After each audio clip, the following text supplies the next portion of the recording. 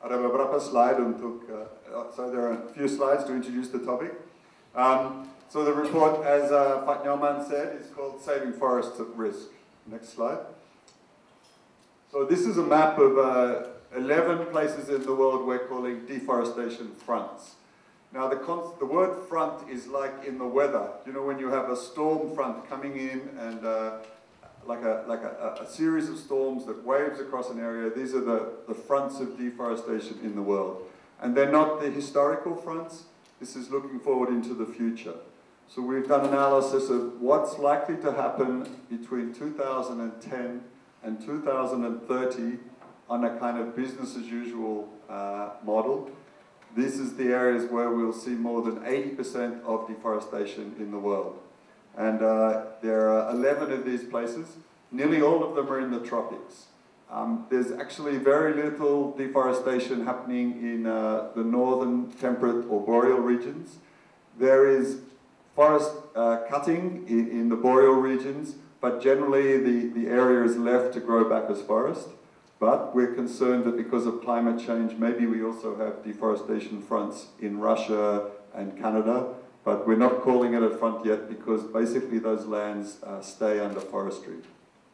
So in Indonesia we have 3 fronts, one shared with Malaysia in Borneo, 2 Sumatra, nearly all of the remaining forest in Sumatra is in the deforestation front, and thirdly we're calling it the New Guinea front, which includes Papua in Indonesia and West Papua and the country of Papua New Guinea.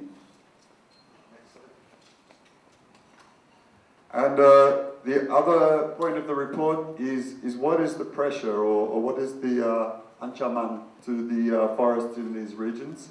And we've had a look and you can see some patterns across the world here. Sometimes for large-scale crops like soy or palm oil, and sometimes small-scale crops or people moving into an area, clearing a forest to create some gardens or small farms. And this is, we call this colonization, when people move into an area, cut down a forest to claim some land and grow something. The second interesting area of clause is the timber and pulp and paper sector. And if you have a look here, we talk about unsustainable logging. We're having a lot more droughts. Some of the fires that are burning in some areas are basically destroying the forest rather than being a normal fire. They're very intense. And in other places of the world, we have forests have been left alone and they accumulate a lot of vegetation on the ground so that by not having regular fires, when a fire does happen, it causes a lot more damage than normal. Then we have over here on the right more about infrastructure, mining, hydropower, roads, and often these things have a fairly small direct impact on the forest, but they attract a lot of people, they make forests more accessible to industry, and so they more or less have an indirect effect on deforestation. Next. Of the Amazon, where you can see right across the Amazon we have a very strong network of protected areas and indigenous territories, and there's almost no deforestation going on in those areas, but right up to the borders of those protected areas and indigenous territories we have very severe complete deforestation. So we're arguing that one of the strongest ways of preventing deforestation is to have better protected area systems and ones that are well managed. We have lots of examples in the world of where protected areas are set up, no investment made in them, and the forests in those protected areas disappear. Next. The second one is, you will have heard in the conference a lot of people talking about the fact that there's no price on carbon, no price on water, that the ecosystem services from forests aren't part of normal market prices. So it's systems that can reward people who look after forests. Big retailers and brands, McDonald's last week committed not to have any deforestation in the palm oil in their hamburgers, in the beef in their hamburgers, in the packaging in the shops. So these commitments are being made all around the world, but the question is how will they work in practice on the ground? So we welcome big companies committing to take deforestation out of their supply chains, but some large challenges on how this will play out on the ground.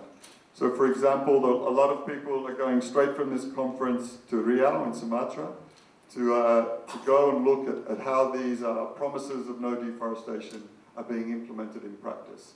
And I think the reality is that the private sector can't solve the problem alone. It can help solve the problem, but our government needs to be involved in creating the policies that are now enable deforestation-free production.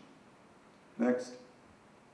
I don't know if you're familiar with REDD+. REDD+ is an acronym standing for Reduced Emissions from Deforestation and Degradation. It's part of the, being discussed as part of the new climate deal. If this mechanism gets approved in Paris later this year, there will be potentially large investments going into projects and policies at national levels that are about preventing deforestation. So REDD+ is another potential solution. A lot of challenges in implementing REDD+, but if the climate change brings in forests strong, if the climate change deal later this year brings in forests and land use strongly, REDD+ can be a major solution. Next. The concept of forest-friendly infrastructure. This is a road going through a forest on stilts. And the idea is that the animals can move under the road. No people can use the road to set up settlements. So there are ways that you can make infrastructure so it has minimal impact on the forests. For example, in the Amazon at the moment, a study was recently done that showed all around the new dams in the Amazon, there's kind of a donut effect of deforestation. And it's not because the dam is destroying the forest, it's because the people that come to build the dam, when the dam's finished, they stay and become farmers, and they clear the forest around the dam. So this is these indirect effects of infrastructure on the forest. And there are different ways that infrastructure can be managed so it is not linked to deforestation. Last. And this is a kind of a crazy jigsaw puzzle, but it's also recommending the reality that there are many sectors operating the landscape, many different pressures on forests, and we need to manage our forests under what's called a landscape mosaic. So this is an attempt to draw that mosaic where the connectivity between the forests remain so that animals can move around in the landscape and that the services those forests provide can still be enjoyed by the farms and transport corridors and other things happening in the landscape.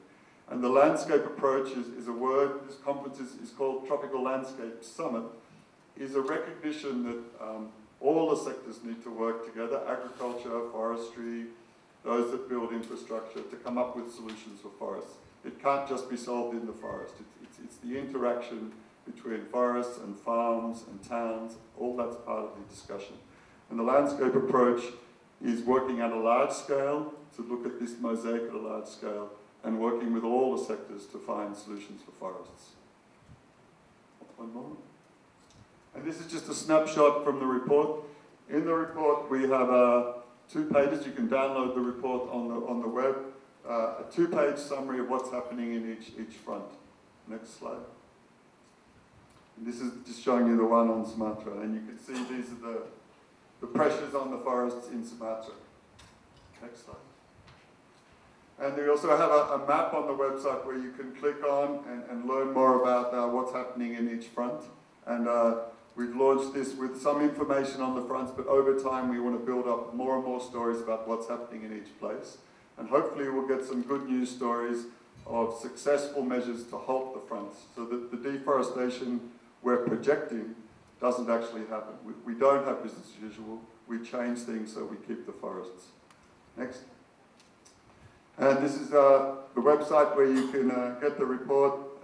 Again, just a snapshot from the website. And next, if you want to follow up for more details, you can contact me or Huma Khan, who's our communications manager. That's all.